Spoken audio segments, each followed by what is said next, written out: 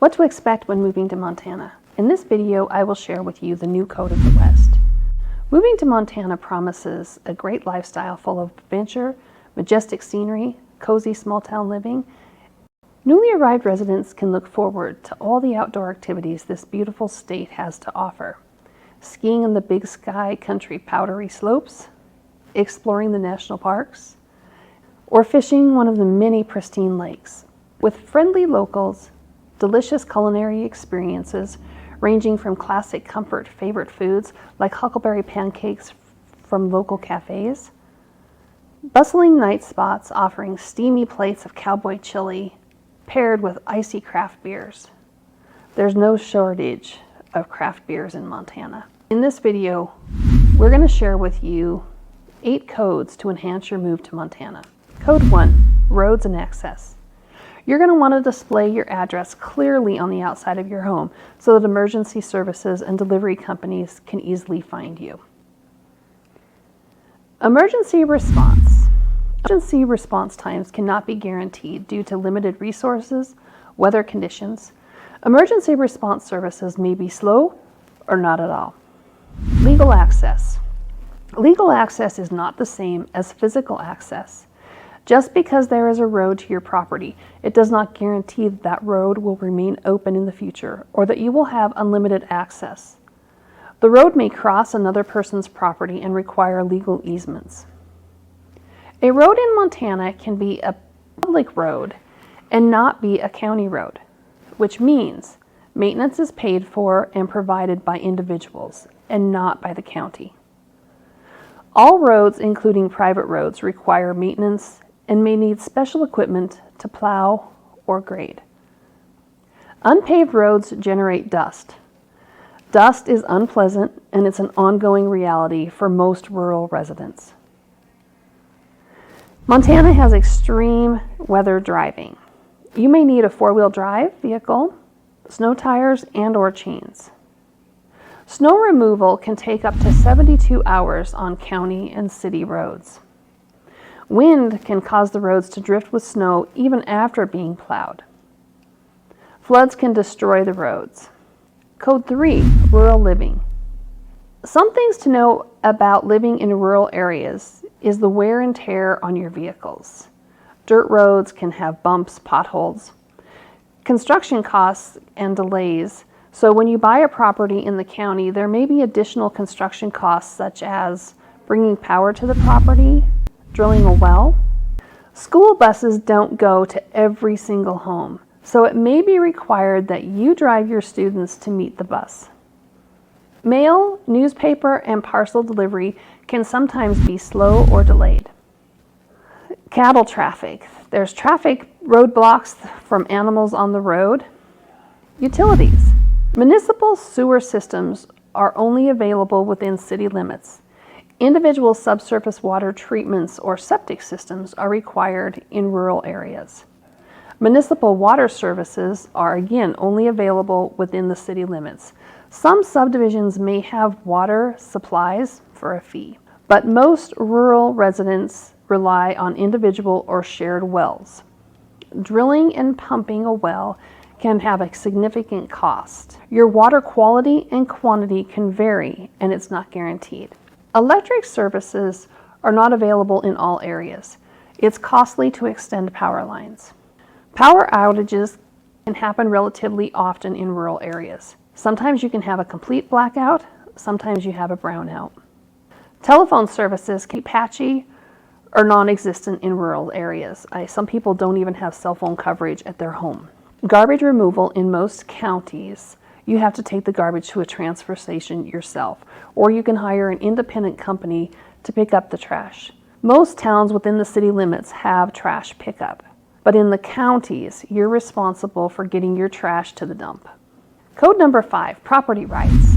It is said that good fences make great neighbors. Good manners make neighbors friends, and friends are essential in rural areas. Mineral rights.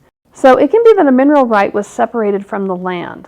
So you have to be very careful when buying property in Montana that you check and find out that if the mineral rights are still attached to the land or if they've been separated. If they have not been retained, it's unknown. A plat, a registered survey, is the only way to know truly whether your property lines are. It's advised that in all county properties to have a surveyor mark and locate the counties on the lot.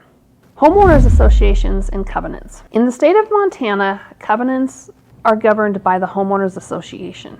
So if you're buying a piece of property that has covenants and there is no homeowners association, it's very difficult to enforce what's written in the covenants. Now, a covenant is a promise, and it's a legally recorded document. It's never going away. So when you're buying the property, whether there's a homeowners associations or not, you have to read those covenants and decide whether you promise to keep them or not. But again, if there is no homeowners association, there's no one to enforce them. Open fields and pasture land in Montana. You could be looking at a property that has this great big huge open field before it, behind it, aside it, but there's no way to guarantee that that is always going to remain open. You really need to check with the local planning boards and see if there's any plans in progress for a subdivision and ask what the future subdivisions may look like in that area.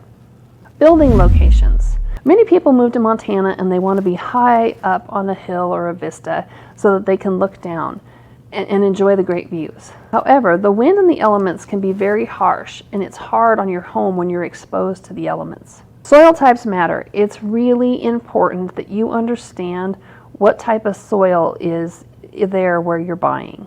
When you're choosing to build, you can check with your local county extension agent to get an idea on what the soil type is. Noxious weeds. Montana law requires property owners to control noxious weeds. The local county extension office is a great resource for information. Code number 6, water rights. Water rights are extremely important in the state of Montana. You may or may not own the water that runs through your property unless you purchase the water rights. Even with a well, you want to make sure that you purchase the property, that you go to the DNRC and have the water rights transferred to your name. Protecting our waterways. The people of Montana own all the natural bodies, including streams and lakes. If you're going to put in a culvert or a bridge or do some work to stop erosion on a creek or a riverbank, permits are typically required. A permit is required prior to any alterations. For instance, to install a culvert or a bridge or stabilize eroding stream banks, a permit is required under the Natural Stream Bed and Land Preservation Act. Please contact your county conservation district for requirements. Ponds. Everyone loves a great pond. Ponds are pretty. You must have a license to have a stock pond in the state of Montana. So everyone likes the aesthetic look of a pond and the natural opportunities that they give. You must be licensed for private stocking. Please contact Montana Fish, Wildlife, and Parks for permitting requirements. You can't just go open up the ground and put a pond on your land without permits. Code 7, the weather. The weather in Montana is extreme. Did you know that the Big Sky State holds the record in America for the largest temperature change in a 24-hour period? Some of the things that affect the extreme harshness of the weather are the topograph, flash floods, steep slopes, things that the weather can cause in Montana. We have flash floods, steep slopes can either slide off or large boulders can slide. We can have large accumulations of snow, especially on the north-facing slopes that don't melt. We can have earthquakes and forest fires. Another thing to be prepared for is the wildlife on the roads. And code number 8 is agricultural and livestock. Agriculture is our heritage and it's key to our future. Agriculture is a major economic contributor in the state of Montana, and with that comes some things. We need to have sufficient water for agricultural and livestock businesses. Montana has right to farm legislation protecting farmers and ranchers. You need to remember to drive slowly with care on gravel roads. Occasionally cattle make it onto the road. To avoid hitting an animal is healthy for you, your vehicle, and the animal. We also have cattle drives. We need to be aware of cattle, cowboys, and cattle dogs on the roadways. If you would like any more information or if you would like a copy of the Code of the West, you can text, email, or call Jeannie Steele at jsteelerealty.